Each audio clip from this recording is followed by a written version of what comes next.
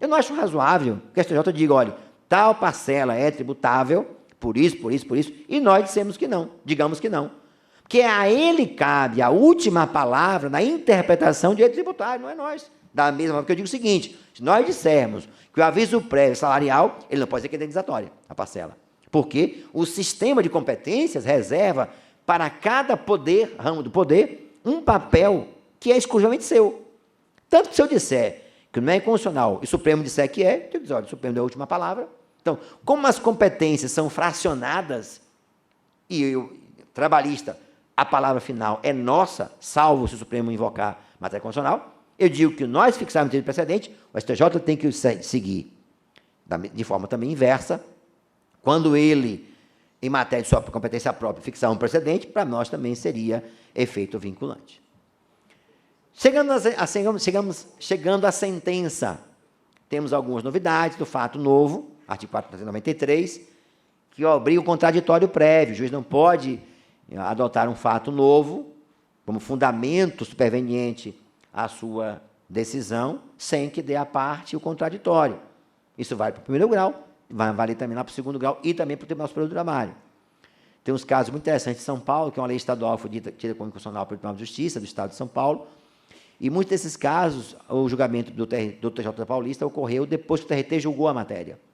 Eu entendi claramente que deveria sim, eu não posso, se o Tribunal de Justiça de São Paulo diz que é estadual, frente à Constituição estadual, claro, né, é inconstitucional, é uma lei municipal frente à Constituição do Estado de São Paulo, e o fez em juízo concentrado, não um juízo diferido, em controle concentrado, eu não posso dizer que a norma é válida, porque ele retirou no mundo jurídico, e o fez isso, e o fez depois de ter julgado, sido julgada a causa pelo TRT. A discussão nossa, que está no Congresso Nacional, é horroroso, é terrível, é pior do que o que tem hoje. Eu acho que ele é pior do que o CPC 73, porque o Congresso transfigurou, eu vou usar uma expressão bem típica do momento, esquartejou o projeto. Não tem nada que seja de efetividade. Nada. Inclusive, proíbe que o juiz averbe a decisão no SPC. Decisão trabalhista, claro, que as outras podem todas. Limita o bacinjude, restringe, mas o projeto é trágico, na minha forma de compreensão. Por uma razão muito simples, né? Vários segmentos negociaram e ele foi sendo desfigurado e se torna um projeto muito pior do que o CPC atual, mas muitíssimo pior, talvez pior do que o de 73. Mas, enfim. Seguindo ainda em relação à sentença, a remessa de ofício, artigo 496, parágrafo 3º do CPC. Duas mudanças importantíssimas. Primeira, a elevação do valor da causa que dispensa a remessa de ofício, e também a segunda mudança, independentemente do valor, quando a decisão estiver em conformidade com precedente judicial.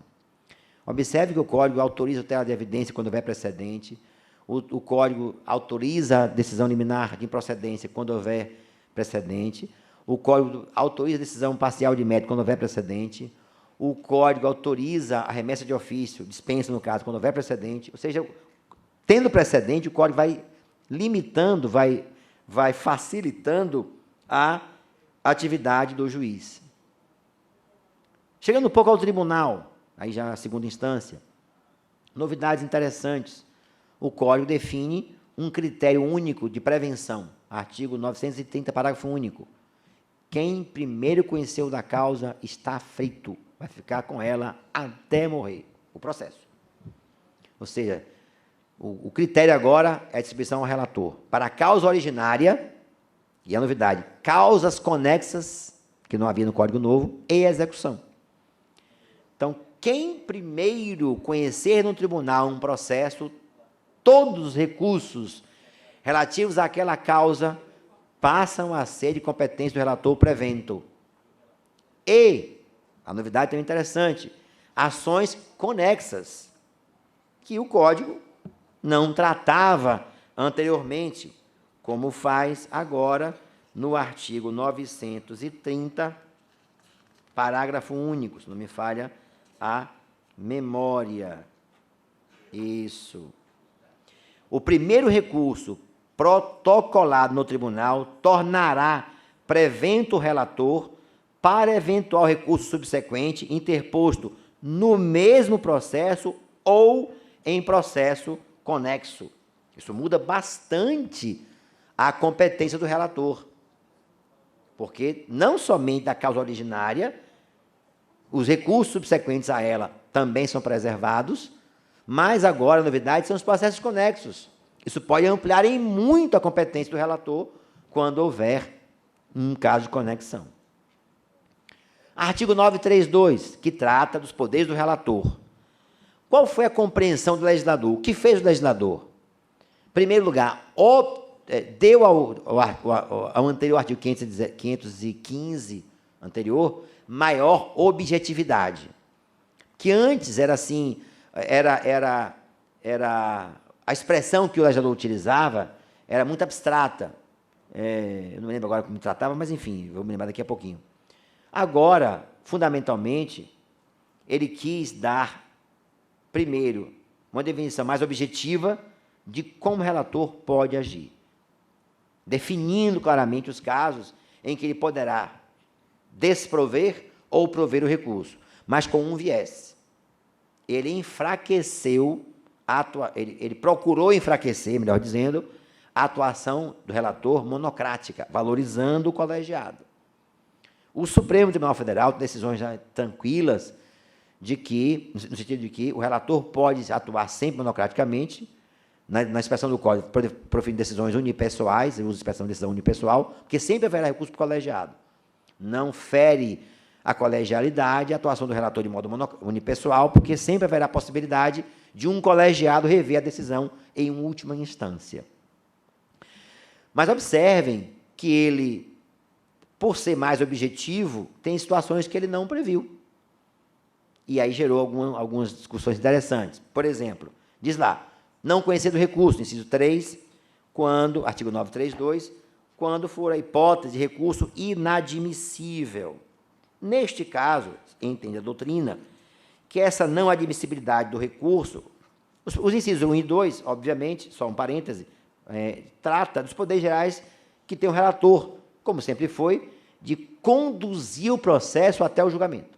O relator no tribunal é a autoridade máxima do processo até chegar ao colegiado. Tudo o que houver, a competência é dele. Incidentes processuais, medidas cautelares, medidas de urgência, melhor dizendo, usar a expressão do Código, tudo é do relator. Inciso 1 do artigo 932. Ele ordena, decide, resolve, até chegar ao colegiado e julgar o processo. Inciso 2, apreciar pedido de tutela provisória, não é o caso. Inciso 3, não conhecer recurso inadmissível. É a grande discussão. O que é recurso inadmissível? É só o que não tem pertinência com o caso? A doutrina elastece um pouco essa compreensão de inadmissibilidade para também nela incluir o recurso no qual não foram preenchidos os pressupostos extrínsecos. Intempestividade, falta de preparo, estaria aqui dentro dessa ideia de inadmissibilidade. Não seria, portanto, sinônima de inadequação, seria sinônimo de recurso que não reúne condições de viabilidade para o seu exame na etapa inicial da sua admissibilidade no tribunal. Mas é claro que, quando ele vai dizer, mais adiante, no inciso 4, tratando das situações em que ele pode negar provimento, e no inciso 5, dar provimento, aí faltou muita coisa. E eu fui analisar isso, discutir até com meu amigo Fred Didier, eu e Fred, professor Fred Didier Júnior, para ser mais... Nós temos uma relação muito próxima de amizade até científica, muito menos do que pessoal. Sim, nós não encontramos com muita frequência. Essa semana, por acaso, encontrei com ele 3 vezes, mas trocamos mensagem, discutimos muito aspectos do novo código. E eu faço umas provocações para ele, e ele responde tudo isso via nosso grande comunicador de hoje, que é o WhatsApp. E eu mostrei a ele que aqui ficou um problema. O relator pode, em casos que antes falava, me lembrei, recurso manifestamente inadmissível, era a expressão do artigo 515, né? 557, aliás, do CPC. Agora, ele objetivou e restringiu. Só pode julgar mérito nos casos do inciso 4 e inciso 5. Fundamentalmente, quando houver precedente. E aí nós temos um problema. Mas aí, interpretando esse dispositivo com o outro da Lei 13.015, o artigo 8... Cadê? Eu botei isso aqui em algum lugar. Fugiu. Daqui a pouco eu me lembrar. Eu botei aqui em algum lugar, sumiu aqui. Porque ontem fiz uma transparência, fui modificando aqui o artigo. É o artigo, é o parágrafo, se não me falha a memória, quarto ou quinto do artigo 896 da CLT.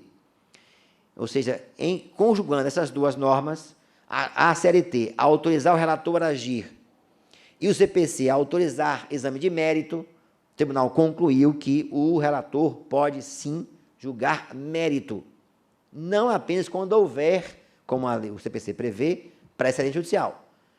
Mas jurisprudência notória, iterativa e atual do Tribunal Regional do Trabalho autoriza o relator, sim, a julgar mérito, evidentemente, sendo passiva de decisão de revisão via agravo interno, como o Código Novo consagra o antigo agravo, né? O chamado agravo interno. Ou seja, o relator tem a sua atuação preservada no novo Código, também para juízo de mérito, não apenas, aí já é a nossa interpretação na súmula, na Instituição Normativa 39, não apenas nos casos em que há precedente judicial, como também aplicando o artigo 896, que se refere ao TST, mas também aplicado aos regionais, por delegação, obviamente, da própria norma, estaria ele autorizado a agir de modo monocrático, julgando, portanto, provendo ou não recurso ordinário, o agravo de petição, por ato unipessoal, o nome do código agora é decisão unipessoal,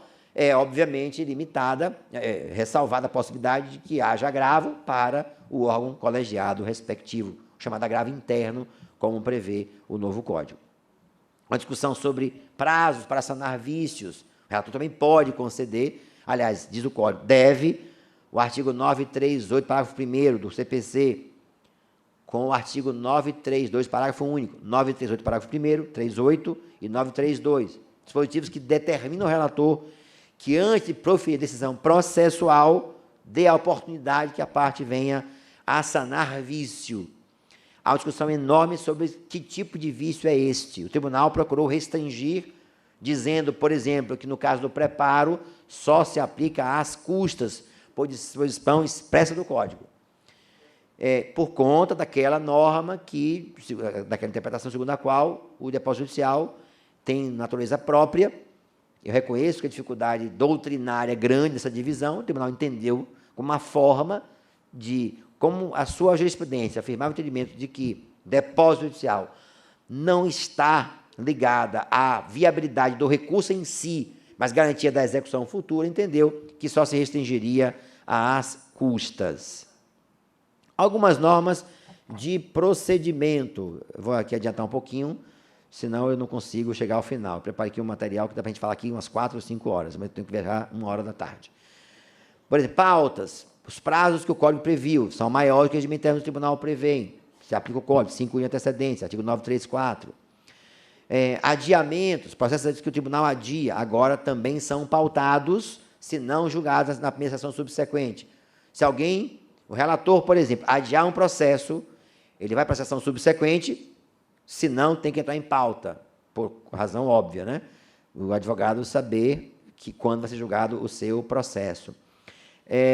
O Código prevê, não se aplica a nós, que a parte possa sustentar oralmente algumas, no caso do agravo de instrumento, tutela provisória. Como no nosso caso não cabe agravo de instrumento para esse fim, não haveria sustentação oral agravo de instrumento. Mas prevê, todavia, que é uma novidade para os regionais, que cai sustentação oral em agravo interno da decisão que extingue a ação rescisória e mandado de segurança. Isso é uma novidade, que eu acho que o Código se imporá ao regimento interno, ou seja, o relator, no tribunal, de forma monocrática, extingue a ação rescisória, por exemplo, indefere a petição inicial, ou a ação mandamental. Este agravo interno, o Código prevê que caiba sustentação oral. Também, nesse particular, a meu sentir, tribunal se aplicará ao CPC, ao regimento interno. Como também prevê sustentação oral em agravo interno, na decisão do relator que extingue a reclamação. Eu falei um pouquinho sobre a reclamação mais adiante, ou seja, a decisão que, nesse caso, também será objeto de citação oral nos recursos. Normas de menor importância, prazo de citação oral, 15 minutos, eu acho que o Código se impõe por conta agora do dever de colaboração, mas esse é um detalhe que vai ficar para depois. Vista regimental, isso aqui foi uma novidade para os tribunais. Prazo de 10 dias, prorrogável por um outro prazo de 10 dias. A norma eu acho muito salutar. Embora reconheçamos que nem sempre é possível cumpri-la, pela dificuldade que processos são mais trabalhosos, etc., tem um outro sentido. É aquela vista que nunca volta, né? Assim, que fica lá anos a mão do colega, por razões justificáveis ou não, eu me refiro mais a essas últimas, e com isso o tribunal não presta sua jurisdição. Enfim, o voto, disso é uma norma também é óbvia, que pode alterar o voto até por causa do resultado. Então, se o juiz mudar o julgamento no tribunal, não é nada demais, até o resultado ser proclamado. Mas é uma novidade importante, o voto vencido passou a ser parte integrante do acórdão, necessariamente declarado. Artigo 941, parágrafo 3º.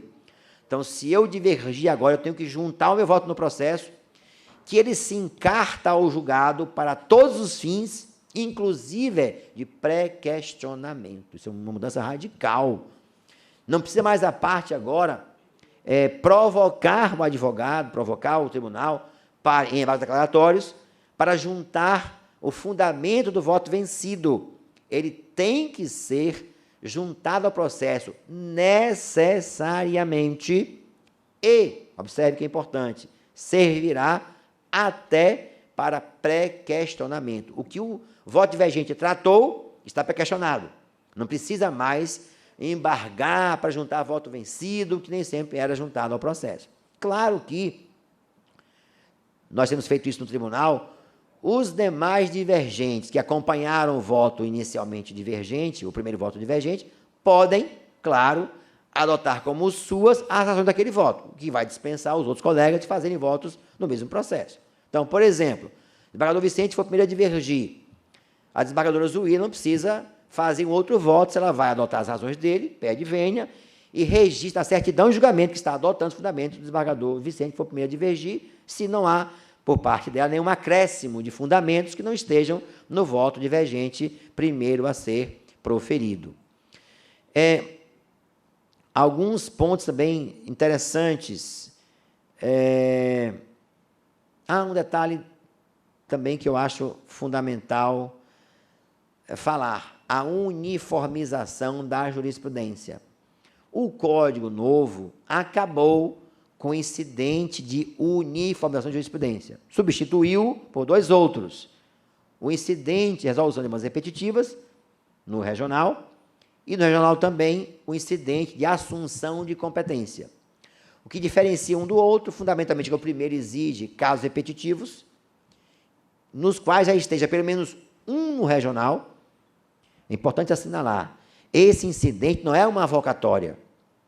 Ele só pode ser... Por que eu chamo a atenção?